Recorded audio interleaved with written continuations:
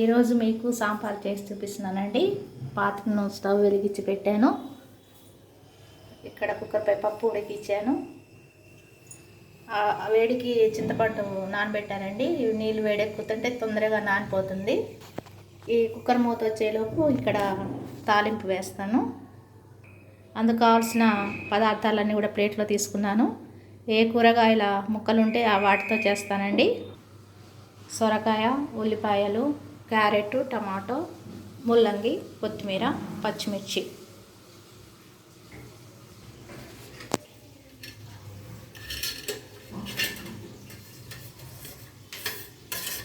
Stove పై గిన్నె పెట్టానండి, వేడెక్కిపోయింది. ఇప్పుడు ఆయిల్ వేసుకోవాలి.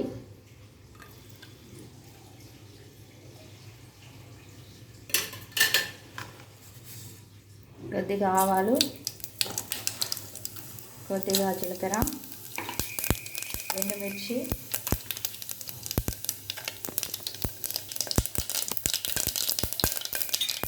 రెండు వెల్లుల్లి,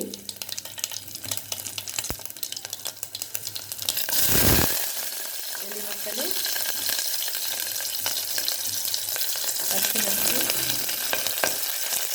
కరివేపాకు, పసుపు వేసుకొని కలుపుకోవాలి. కలుపుకున్న తర్వాత సొరకాయ ముక్కలు,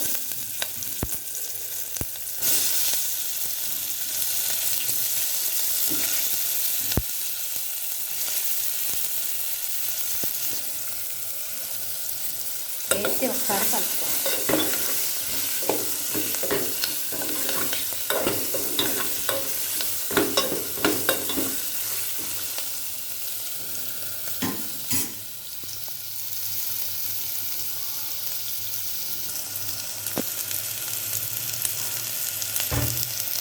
ఇప్పుడు కొద్దిగా అల్లం వెల్లుల్లి, 1/2 టీ స్పూన్,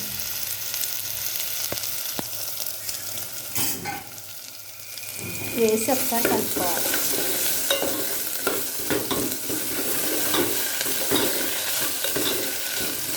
అన్నీ రెడీగా ఉంటే పావుగంటలు అయిపోతుందండి సాంబారు.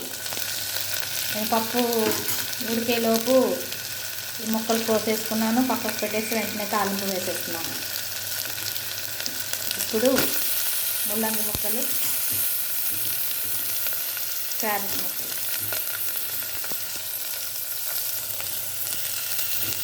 బెండకాయ ముక్కలు కదండి, మర్చిపోయాను కోసుకోలేదు. ఇప్పుడు సడన్గా గుర్తొచ్చింది, వేస్తున్నాను కోసి. తర్వాత టమాటా ముక్కలు,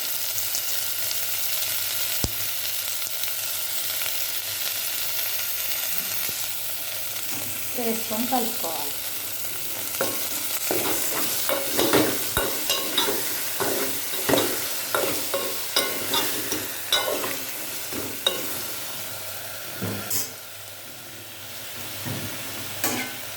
ఇప్పుడు ఒక 5 నిమిషాలు మూత పెట్టి మగ్గించాలండి.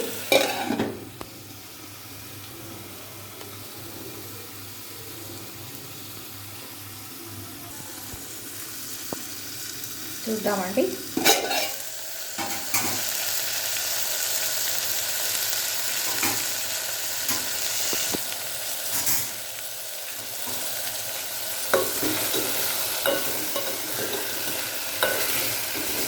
ఒక్కొక్కసారి ఓన్లీ బెండకాయలతో చేస్తానండి, ఒక్కొక్కసారి ఓన్లీ ములక్కాయలతో చేస్తాను, ఒక్కొక్కసారి సొరకాయ, ఒక్కొక్కసారి ఉన్న 4 రకాల ముక్కలతో చేస్తానండి సాంబారు.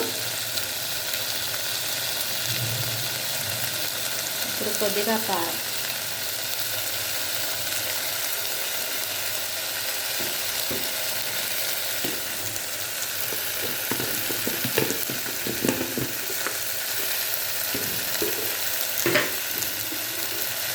కొద్దిగా ఉప్పు. ముందే ఎక్కువ వేయకూడదండి, ఉప్పు వేస్తే ముక్కలు ఉప్పుగా అనిపిస్తే తినలేము. కానీ కొద్దిగా వేసుకొని అది మధ్యలో లేదా చివరిలో కొద్దిగా వేసుకోవాలి. ఇప్పుడు కొద్దిగా వాటర్ పోసి కలుపుకొని ముక్కలకు సరిపడా వాటర్ పోసుకోవాలండి. ఇప్పుడు మూత పెట్టి ఉడికించుకోవాలి.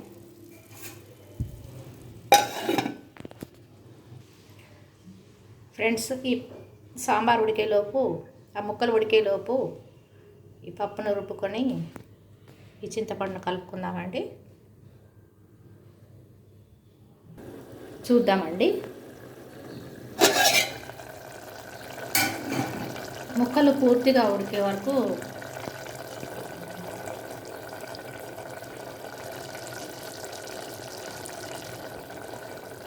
ఉడికించుకోవాలండి.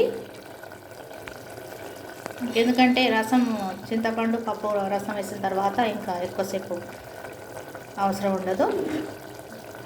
ముక్కలు ఉడికాయి కాబట్టి ఇప్పుడు ఈ పప్పు చింతపండు రసం కలిపిన మిశ్రమాన్ని వేసుకోవాలి.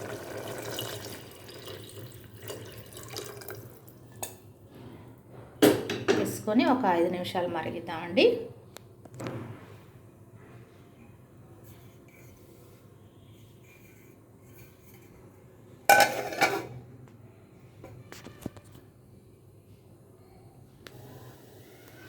చూద్దామండి.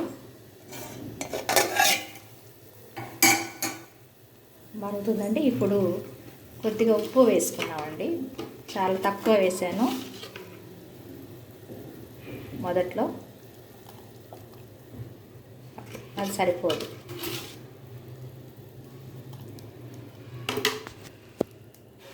కొద్దిగా సాంబార్ పౌడర్ అండి నీళ్ళల్లో కలిపాను. ఇలా కలిపి వేసుకోకపోతే ఉండలు కడుతుందండి, అందుకని వాటర్లో కలుపుకోవాలి. తెలిసిన వాళ్ళకైతే పర్వాలేదు, తెలియని వాళ్ళు తెలుసుకుంటారని ఈ విషయాన్ని చెప్తున్నానండి.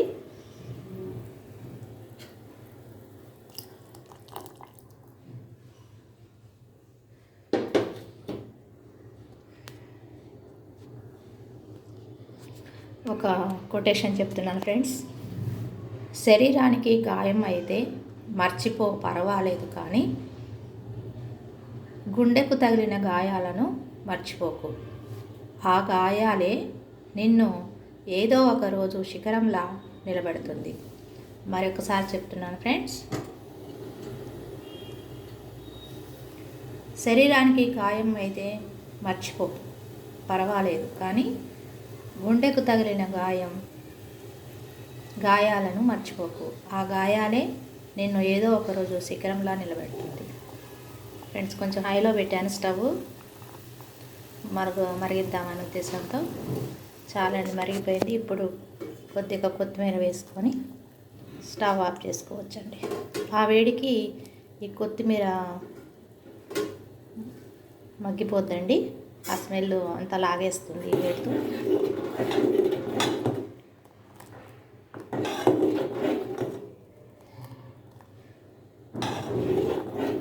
ఇది ఇడ్లీలోకి, అన్నంలోకి వేసుకోవచ్చండి. పొద్దున్నే సాంబారు, పచ్చళ్ళు ఇవన్నీ చేసుకోవాలంటే కుదరదు కాబట్టి సాంబార్ చేసుకొని ఇడ్లీ చేసుకున్నట్లయితే మనకు సమయం ఆదా అవుతుందండి. అన్నంలోకి, ఇడ్లీలోకి ఒక సాంబార్ని ఉపయోగించుకోవచ్చు.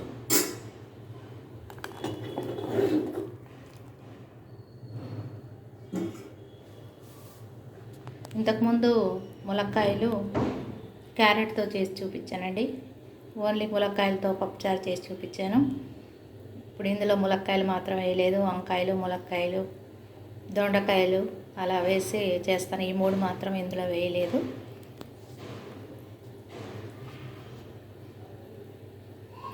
ఇంకొక కొటేషన్ చెప్తున్నాను ఫ్రెండ్స్. పోటీ లేని గెలుపు, కష్టపడకుండా వచ్చే డబ్బు, నమ్మకం లేని బంధం ఏవి ఎక్కువ కాలం ఉండవు. మరి ఒకసారి చెప్తున్నాను ఫ్రెండ్స్. పోటీ లేని గెలుపు, కష్టపడకుండా వచ్చే డబ్బు, నమ్మకం లేని బంధం ఏవి ఎక్కువ కాలం ఉండవు. Thank you so much friends.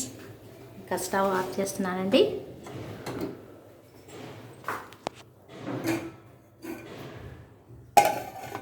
ఈ వీడియో నచ్చినట్లయితే లైక్ చేయండి, షేర్ చేయండి, నా ఛానల్ని సబ్స్క్రైబ్ చేసుకోండి ఫ్రెండ్స్. Thank you.